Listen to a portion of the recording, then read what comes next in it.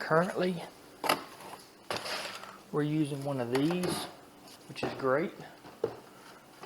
So what happens is, the way these work is, you sit these on top of the hive. So actually we got two different kinds. I'll show you both. So this is one. One is called a frame feeder. So this just sits in the hive, just like so. All your frames are lined up here. But there's two. These things right here sit inside of here. Fill the inside up. It lifts those up to the top, and the bees are able to go in, stand on top of those little black pieces of plastic that float, and get whatever sugar syrup of the feeder that they want. A lot of folks that use migratory lids, they'll have frame feeders in, and they can just slide the migratory lids over, so the bees really don't have a lot of access to get out. Fill these right up, slide the migratory lids back over. But if you're running an inner cover and then a top cover, it's really a pain to pull all that stuff off and then fill these up. And so that's one option. The other option is this right here. So this prevents you from having to open the hive at all. This sits on top just like this. So underneath, there's a little cavity in here. The bees go up inside of here. And I know it's hard to see, but there's holes right here, right here, right here, and right here that the bees come up through, come out of these holes and follow this screen down the edge. And all you do is fill up this as high as you want. This will hold 2.5, 3 gallons of sugar syrup, both sides combined. These work great for just filling and filling and filling. Problem is you get ants really bad, because the bees don't have access to protect, ward off any kind of ants or anything like that. You got to make sure if you're running these, you cannot run an inner cover. If you run an inner cover, then the bees have access to get inside of here, and you don't want that. Like I said, these aren't bad. They hold a lot of sugar syrup. Early in the year when you're feeding heavy, these work great. But when you kind of slack off, especially, I mean, obviously during the nectar flow, you're not going to run feeders anyways, because then you have a problem with getting sugar syrup mixed in with your honey, and when you go to extract, the honey's just not going to taste right. But these work great. It's just the problem I have with them is when you take them off, then bees begin to draw a lot of comb on around here, and they get up inside of these cracks and crevices here, and they'll stay in there. I have a hard time getting them out. I don't want to kill no more bees than I have to, so it's kind of a pain to just take this off, throw it in your truck, and there's bees all up in here, and especially if you got sugar syrup still left in here, they're still stuck all in here. So to prevent that, I'll try something a little different this year. This is what we're doing.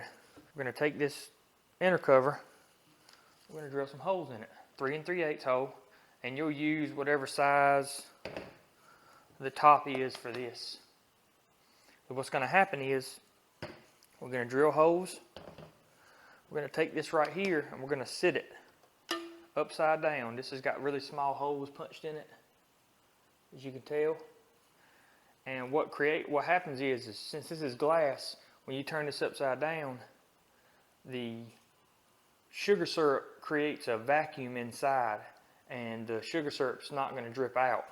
So when you sit this on top, the bees will come up and use their proboscis, or their tongue, to stick up in here and draw out this sugar syrup.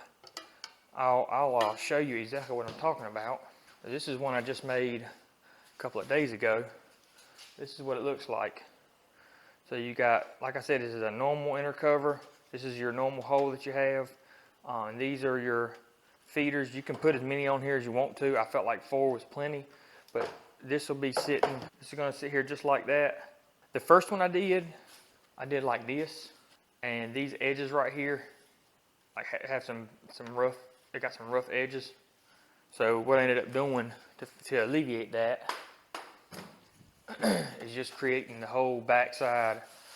I mean, this stuff is eighth inch screen cloth, but I just covered the whole thing so that way all of your bad edges are right here on the edge.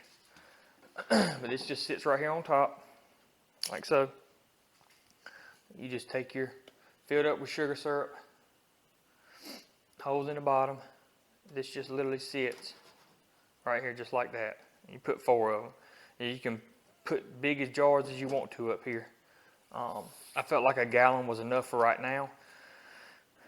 Now, doing this method, what you will have to do is get you another box, put up here, whether it's a medium. Have to get you another box and put up here, either a medium super or a deep. You put up here, and then you put your top cover on. The beautiful thing about this method is I can come up here, I can take this one off, put a brand new one on, put the top cover back on, and I haven't disturbed the bees, I haven't bothered anybody, I don't even have to put a suit on because I haven't opened nothing up, I don't even have to smoke them because of my 1/8 inch cloth prevents them from coming out of the hive. So I really like this method. I've seen quite a few commercial beekeepers using it, and I really like this method, so it's what we're going to try.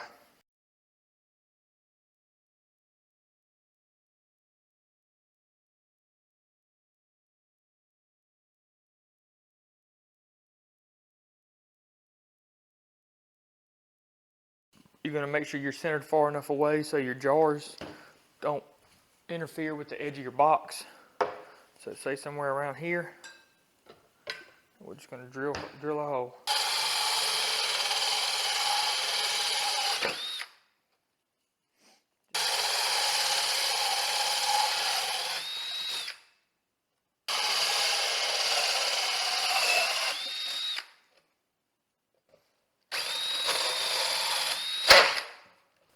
So I'm just running some 1/4 inch staples.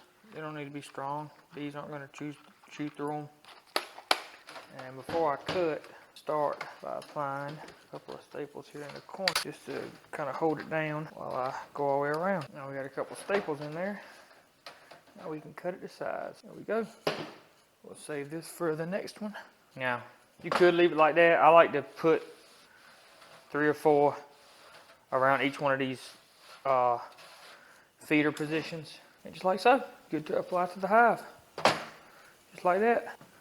Now we'll go out there and put them on the hive and put them to work.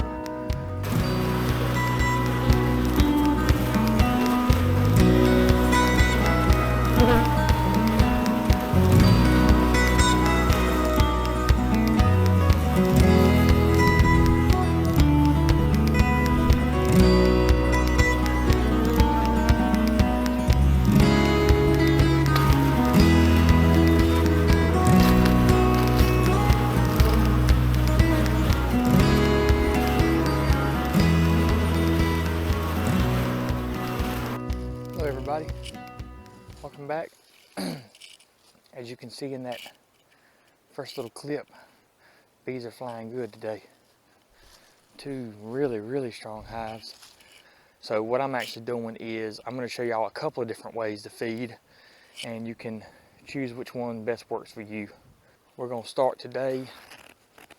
We're going to open them up, we're going to look, we're going to find the queen. I want to mark all of my hives queens who are not marked because I want to see which one, when I catch a swarm, I want to see which one swarms. So the way that happens is, I explained a little bit before, the old queen, she'll leave and they'll make a new queen. So I'll be able to look in the hive to see which queen is not marked to know which one actually swarmed. If I see a hive that has no marked queen, that means that hive swarmed and I didn't catch them. So that's why I want to go ahead and check all these hives. All the foragers are out, so they're not going to be super aggressive. They're bringing in a lot of pollen. So I want to get as much sugar syrup pollen substitute on these hives as I can so they can build up brood so we can make some good honey this year and good splits. We're going to start with the little bitty one here. So the first thing I'm going to do is turn this frame this way. I actually probably don't need this anymore, but this is a smaller hive, so I'd really like to protect them. Open these girls up. Yeah, they've done a pretty good number on this sugar. So we're gonna actually take all this sugar off. So we're gonna be putting a frame feeder in here. So this is the one we're gonna pull out. It's got a little bit of drawn on it, but no honey, I mean, there's literally nothing on it. So we're gonna remove this one and add the frame feeder in there. We'll take our frame feeder, make sure both the floats are in there. Sit the frame feeder in there, fill her up. I'm not putting a whole lot in there because I want to see how much they consume between now and say 3 or 4 days.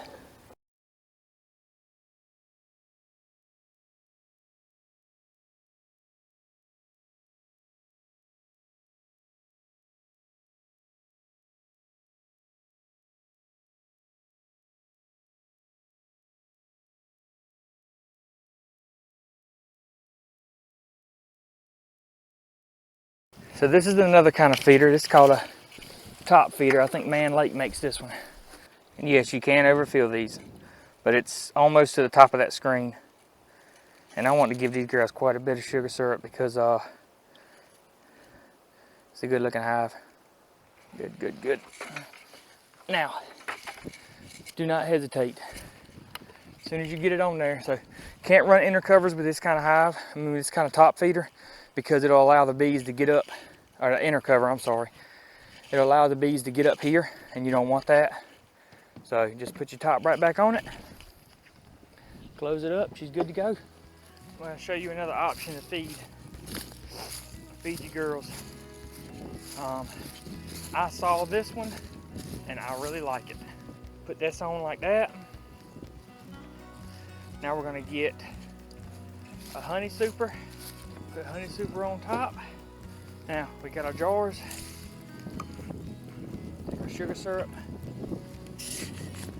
Make sure their lid's on tight. So what's gonna happen is this thing's got holes in it. It's gonna leak for a second, but it's gonna create a vacuum after that. So then we're just gonna take it, open our hive up, sit this in there, close it back. They've got a jar of sugar syrup now. The beauty of this is that I can come back tomorrow, the next day, open this back up, and look, no bees are able to escape to come to me. So I just pull this out, take another one like this, turn it upside down, sit it back in there, good to go. Just as easy as an entrance cover with the convenience of not having to worry about robbing. So that's the beauty of it. That's why I like it. We got a frame feeder. So we got a frame feeder in the yellow one.